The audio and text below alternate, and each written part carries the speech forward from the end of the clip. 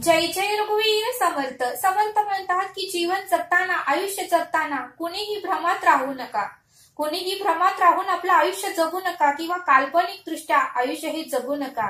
कारण भ्रमात राहून जीवन जगणं आणि काल्पनिक जीवन जगणं आणि जी सत्य परिस्थिती आहे ती स्वीकारणं याच्यामध्ये खूप फरक आहे असं समर्थ आपल्याला ते सांगतात. आणि म्हणून समर्थ म्हणतात की बरेच लोक हे भ्रमात राहून आपलं जीवन जगतात असं समर्थ आपल्याला इथे सांगतात. समर्थ म्हणतात की जी आपली परिस्थिती आहे, जी घरातली परिस्थिती आहे ती स्वीकारण्याचा आपण प्रयत्न केला पाहिजे असं समर्थ आपल्याला इथे सांगतात. समर्थ म्हणतात की बऱ्याच वेळा आपल्याला वाटतं की हा मदत करतोय मला, तो मदत करतोय, ह्याचं माझ्यावर जास्त प्रेम आहे आणि तो मला कधीही अंतर देणार नाही आणि मला आयुष्यभर सुखच देणार आहे, हे सोडूनच बोल असं समर्थ आपल्याला इथे सांगतात. आणि म्हणून समर्थ म्हणतात की वेळ काळ हा नेहमी बदलत असतो, त्यामुळे कोणीही भ्रमात जीवन जगू नका किंवा कोणीही दुसऱ्यावर विसंबून राहू नका असं समर्थ आपल्याला इथे सांगतात. आणि म्हणूनच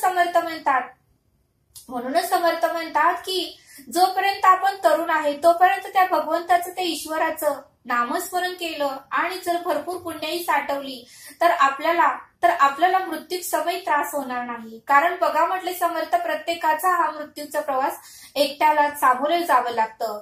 समर्थ म्हणतात की ज्यावेळेस आपण जन्माला येतो त्यावेळेस गाडीत असतो, पण ज्यावेळेस गाडीतून उतरतो त्यावेळेस आपला अंतकाळ जवळ आलेला असतो. गाडीतून ज्यावेळेस आपण खाली उतरतो तो म्हणजे आपला मृत्यू असतो आणि तेव्हा मात्र आपल्याला एकट्यालाच खाली उतरावं लागतं असं समर्थ आपल्याला ते सांगतात.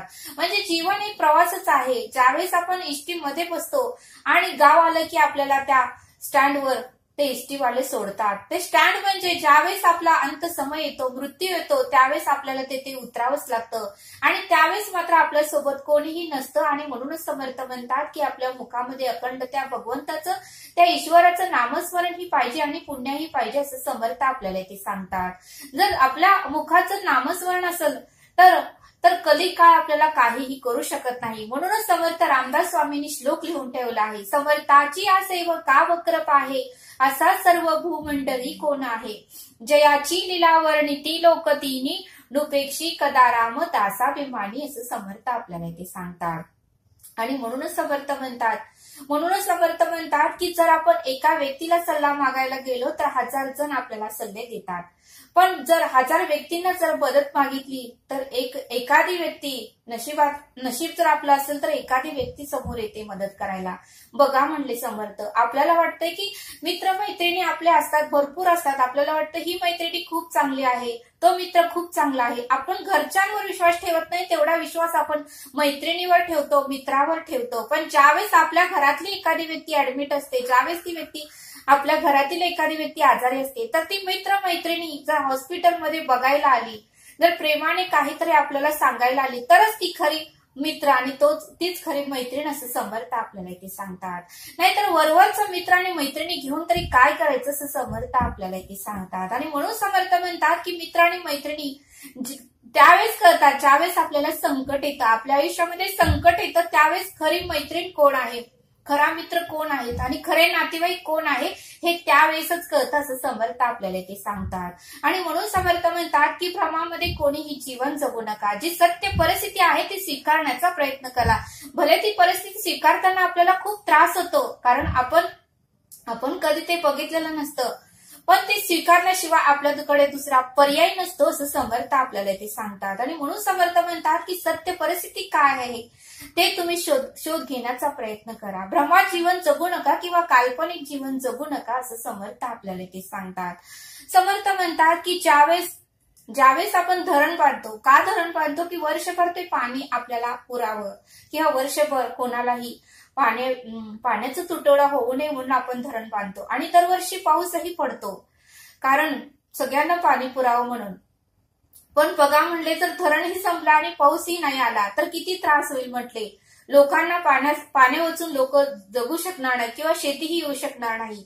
तसंच आपलं जीवनही असतं असं समर्थ आपल्याला इथे सांगतात. आपली जर पुण्यही संपली तर आपल्याला त्रास हा होणारच आहे असं समर्थ आपल्याला इथे सांगतात. समर्थ आपल्याला एक बोध सांगतात. समर्थ म्हणतात की एक आई वडील होते आणि त्यांना एकुलता एक मुलगा होता आणि तोही मुलगा त्यांचं लग्न झाल्यानंतर 6 वर्षांनी झाला होता. त्यामुळे त्या मुलाला त्यांनी खूप लाडात वाढवलं, प्रेम केलं, त्याला जे काही हवं आहे ते त्यांना आणून दिलं. पण तो मात्र त्या लाडामुळे, त्या प्रेमामुळे तो नेहमी बिघडतच गेला. आई वडिलांनी खूप त्याला समजावून सांगण्याचा प्रयत्न केला पण तो बिघडतच गेला. असे करत करत खूप दिवस गेले.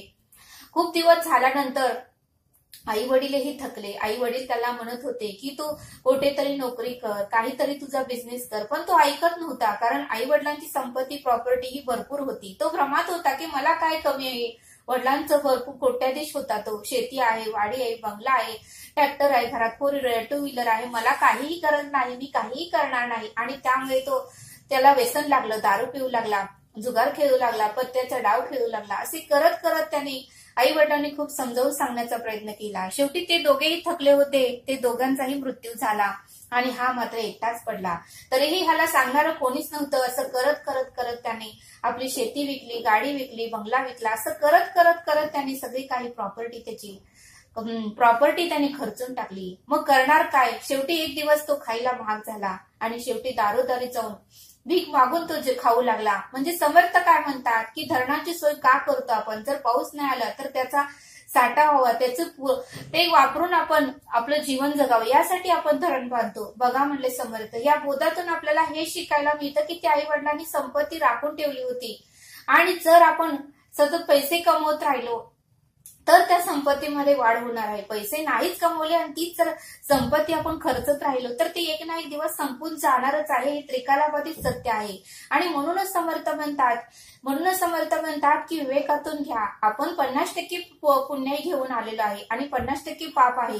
त्यामुळे आपला जन्म झालेला आहे. जर आपण 50% पुण्य खर्चून टाकलं तर आपलं पापच वाढणार आहे, पुण्याही कमी होणार आहे. आणि पुण्याही कमी झाली की संकट आणि दुःख आणि त्रास आणि वेदना हे होणारच आहेत. आणि म्हणून समर्थ म्हणतात की थेंबे थेंबे तळसाचे. थोडं का होईना आपण दिवसभरात नामस्मरण केलं तर पुण्याचा साठा हा वाढणारच आहे. आणि म्हणून समर्थ म्हणतात की कोणीही भ्रमात राहू नका किंवा काल्पनिक जीवन जगू नका. जे काही सत्य परिस्थिती आहे ती स्वीकारण्याचा प्रयत्न करा असं समर्थांनी आपल्याला इथे समजावून सांगितलं.